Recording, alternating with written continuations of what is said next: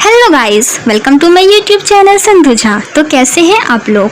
आशा करती हूँ कि आप लोग अच्छे होंगे। तो चलिए आज का हम लोग अपना वीडियो स्टार्ट करते हैं।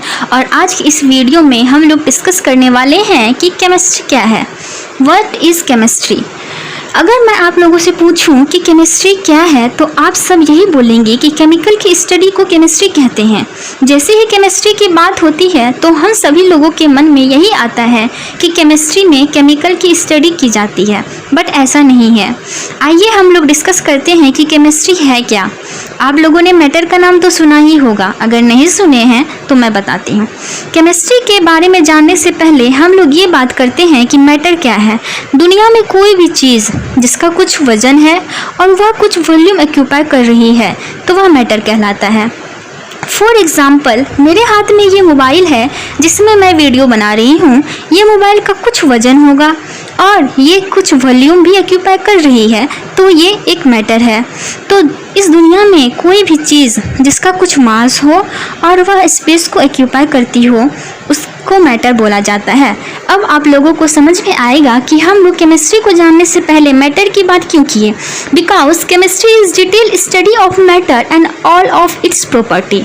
केमिस्ट्री में हम मैटर की ही तो स्टडी करते हैं। अब इसमें केमिकल भी आ गया। केमिकल के भी कुछ वजन होते हैं, कुछ उस केमिकल के कुछ वॉल्यूम भी होते हैं, वह कुछ वॉल्यूम भी घेरती है।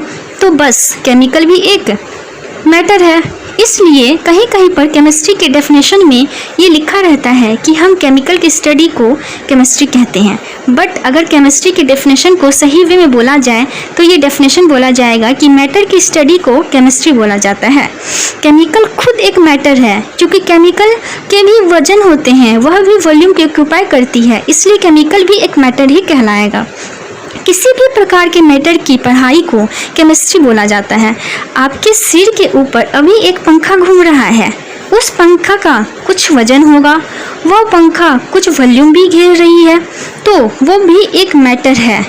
यही पढ़ाई कि ये मैटर किस चीज़ का बना हुआ है, इस मैटर में जो कंस्टिट्यूएंट्स पार्टिकल्स हैं वो क्या है, उन पार्टिकल्स की प्रॉपर्टी क्या क्या है, यही सारी पढ़ाई केमिस्ट्री कहलाती है। केमिस्ट्री में हम लोग मैटर की स्टडी करते हैं। मैटर कौन कौन से पार्टिकल से बना हुआ है, उस पार्टिकल्स की प्रॉपर्टी क्या है, यही सब जानने की कोशिश हम लोग केमिस्ट्री में करते हैं।